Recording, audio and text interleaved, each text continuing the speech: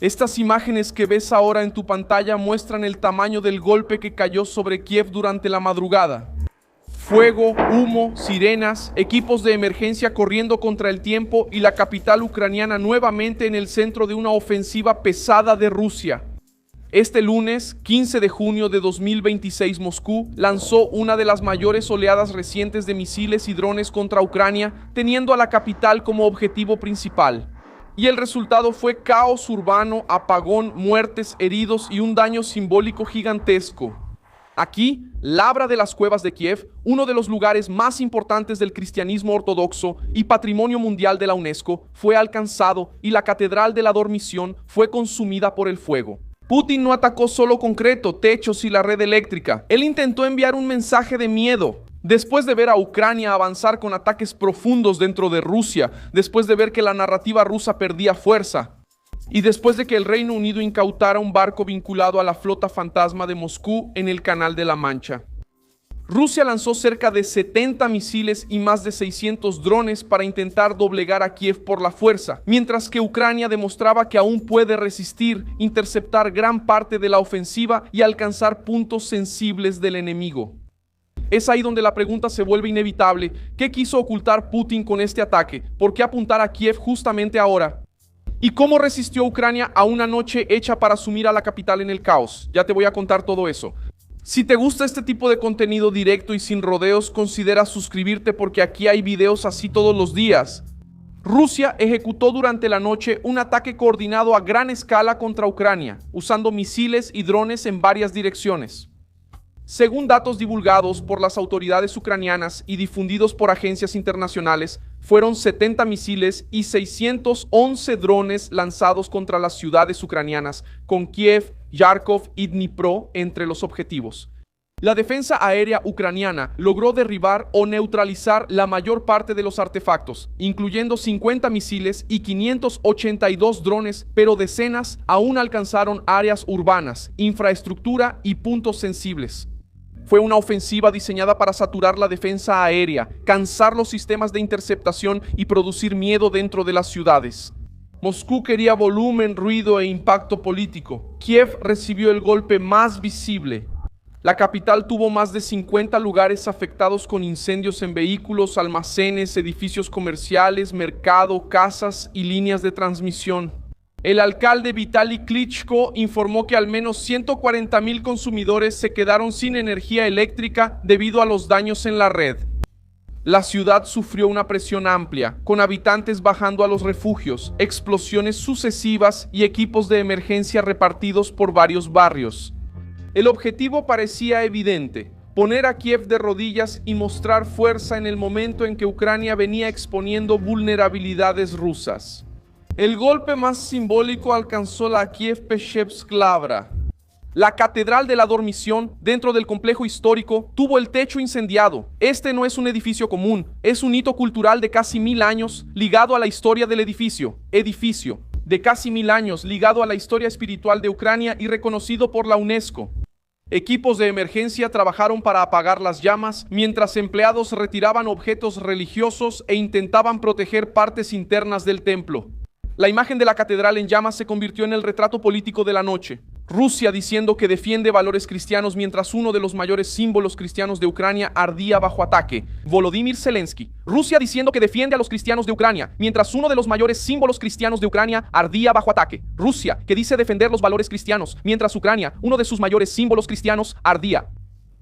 Él visitó el lugar dañado y exigió una respuesta del G7 pidiendo más presión contra Moscú y más apoyo para la defensa aérea de Ucrania, especialmente contra misiles balísticos. Las palabras de Zelensky intentan transformar el impacto de la noche en presión internacional concreta. Para Kiev, no basta con condenar después de que la catedral se incendie.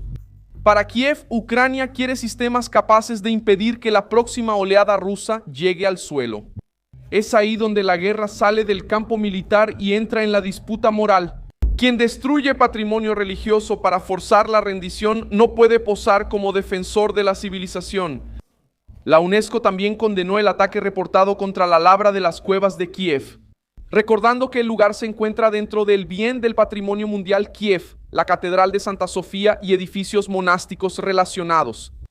Rusia negó haber alcanzado el monasterio y dijo que la labra habría sido dañada por un misil Patriot de Estados Unidos que habría presentado una falla.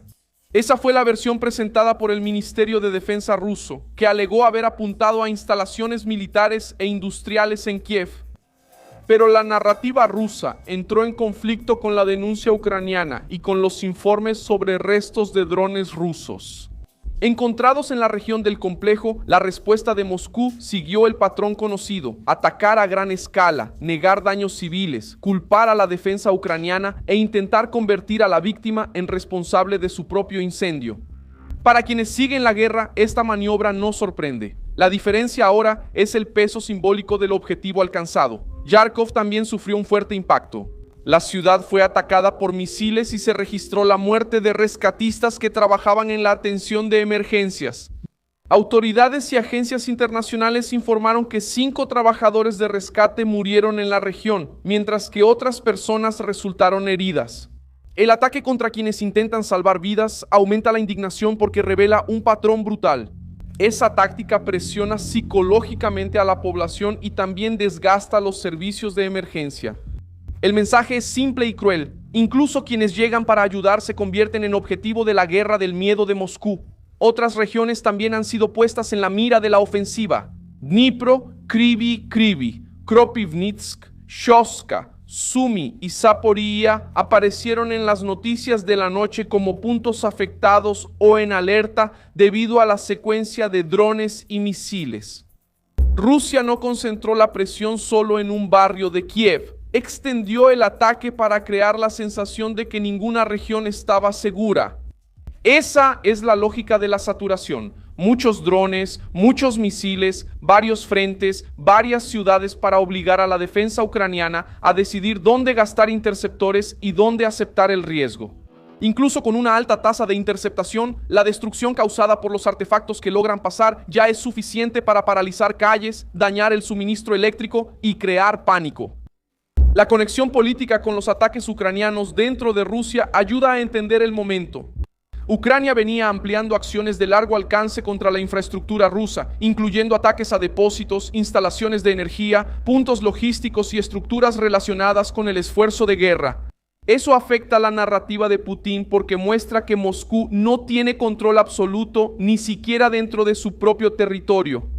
Cuando Rusia siente que la guerra ha vuelto a su propio territorio, intenta responder con una demostración de fuerza contra Kiev. El caso del barco incautado por el Reino Unido también pesa en el ambiente político. Fuerzas británicas abordaron y confiscaron en el Canal de la Mancha un barco sospechoso de formar parte de la flota fantasma rusa utilizada para evadir sanciones y mantener el flujo de petróleo ruso. La operación tocó un punto sensible para Moscú, porque la flota fantasma se ha convertido en una herramienta para financiar la guerra a pesar de la presión occidental. Cuando un barco de este tipo cae, Putin pierde dinero, pierde ruta y pierde narrativa. La respuesta rusa contra Kiev en esa interpretación aparece como venganza y como un mensaje. Si Occidente aprieta en el mar, Moscú intenta incendiar el tablero en tierra. Donald Trump también aparece en el trasfondo diplomático de esta crisis.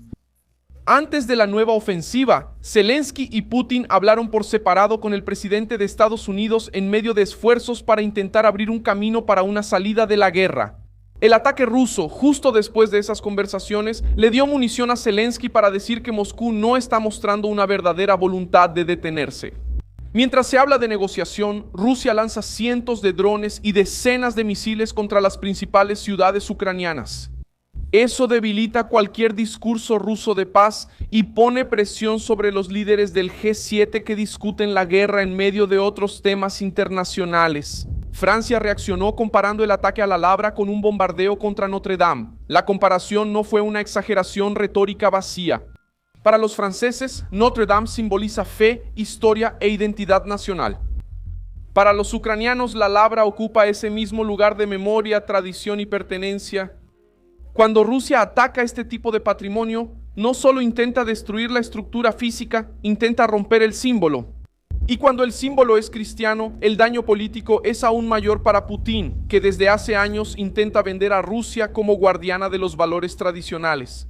El incendio en la Catedral de la Dormición desmantela esa propaganda ante el mundo. La defensa ucraniana logró evitar una tragedia aún mayor, pero el costo de la noche fue alto. Que Kiev sobrevivió a la noche, pero Rusia dejó claro que pretende seguir usando la fuerza para intentar quebrar la capital. Yo soy Milson Alves, internacionalista, y mi propósito es mantenerte bien informado con la verdad todos los días. Los enlaces de las noticias están en la descripción del video. Dale like a este video, suscríbete al canal y al final échale un vistazo a los comentarios para que estés aún más involucrado con la comunidad de Milson Alves.